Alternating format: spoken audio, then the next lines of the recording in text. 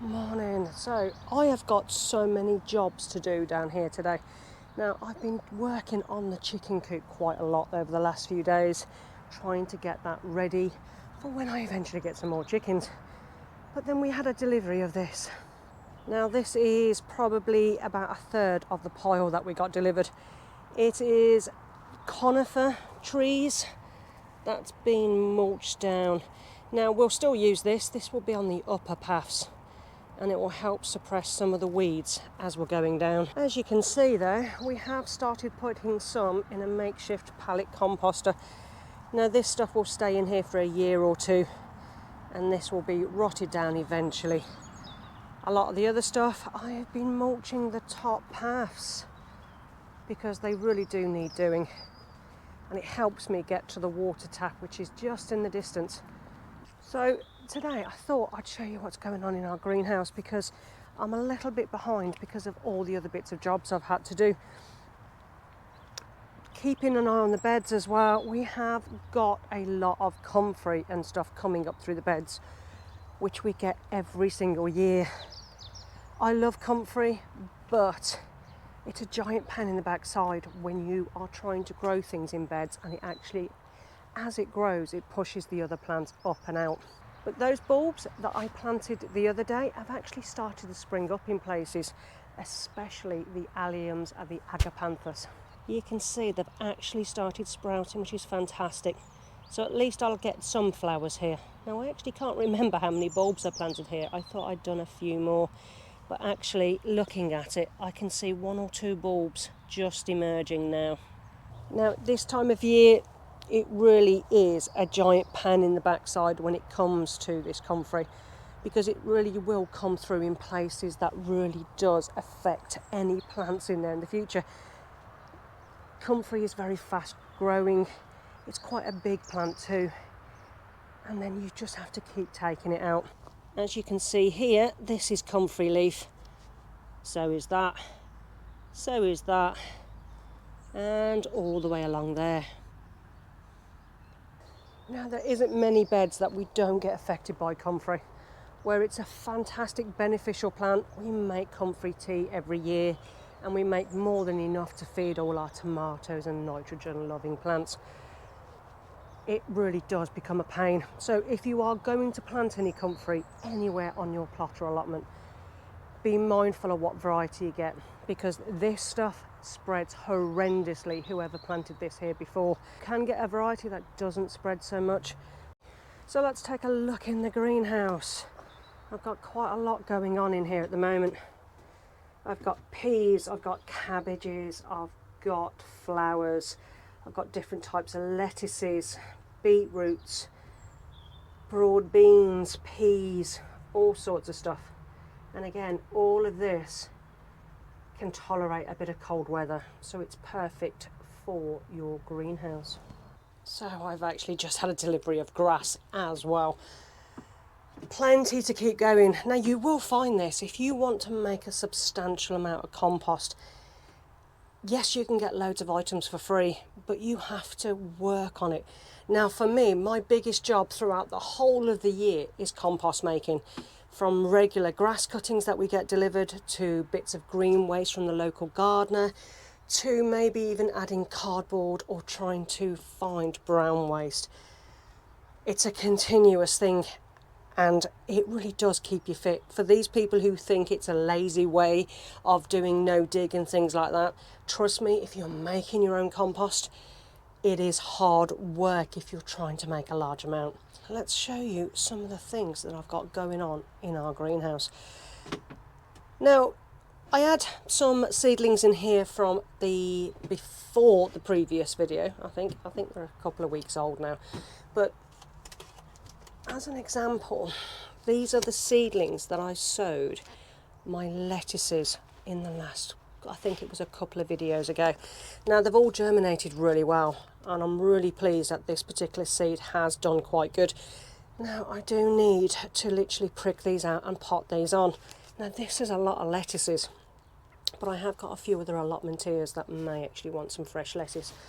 So that's one of the jobs today. I've got to prick out And it's the same with these too. I've got to prick out. These are my spring green cabbages, some more spinach and some mammoth red rock. Now at this time of year, again, in this greenhouse, it's only stuff that can tolerate some cold weather. And the weather is supposed to be getting a bit cooler over the weekend and into next week.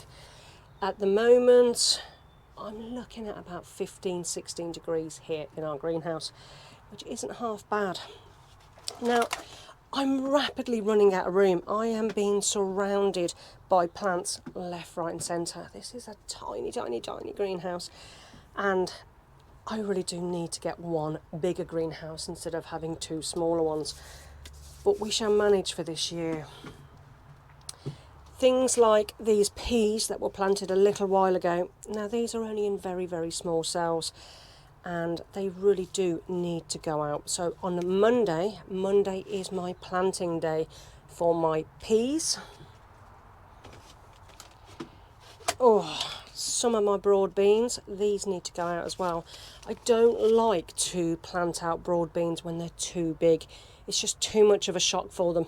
So when I plant these out, I will get them into the ground, plant them a little bit deeper if necessary, and then cover them with a bit of fleece. Now it's not so much to keep them from the cold weather, but it will help against any cold winds that might damage them. But it also helps protect them against the local wildlife. Now we have an issue whenever we plant at this time of year outside. The local foxes love to rummage through those beds, and unfortunately they end up digging up so many of my plants. So I always try and grow a few more. Now I've had mixed results with my broad beans this year. I've had several that's actually rotted in situ. Now this one, I think I took this one actually out. Yeah, I did. Now out of a pot or a cell, I've had one or two that's actually rotted or failed to germinate in general. Now, I'm not going to lie, it is quite old seed, but I don't normally find it a major issue when it comes to broad beans. But I think I may have enough time to sow a few more broad beans because we like to get it early, so we try and miss some of the black fly, but you're never going to miss it all completely, and some of the moths and other insects that we get that damage a lot of the pods. Even some of my beetroots that we sowed the other week, they've all started coming up as well. Now this greenhouse is not heated, but it has been quite mild over the last couple of weeks, and the daytime temperatures in here are getting up to 20 degrees, but then the occasional dropping down to 2 or 3 on the night time. The mix of peas I did the other day as well. Peas that I sowed the other week, I think last week, so it was later than those other peas. I've got early peas, sugar snaps, mange 2 and some purple peas. These will be grown on a little bit longer before these go into the ground, because these will be a really tasty snack for those slugs.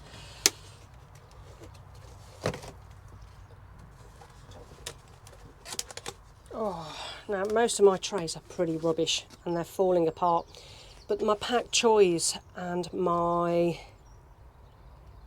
Catalonia lettuce, I think it is, and some endives are all actually coming up. My sorrel and my wild rocket is yet to come through, but both packets were really quite old. But I thought I'd give them a go and see if I can get them to germinate. If they don't germinate, I can then get rid of the rest of the seeds in the packet if there is any more. I like to try and give things a little go to see if I can actually get it to germinate.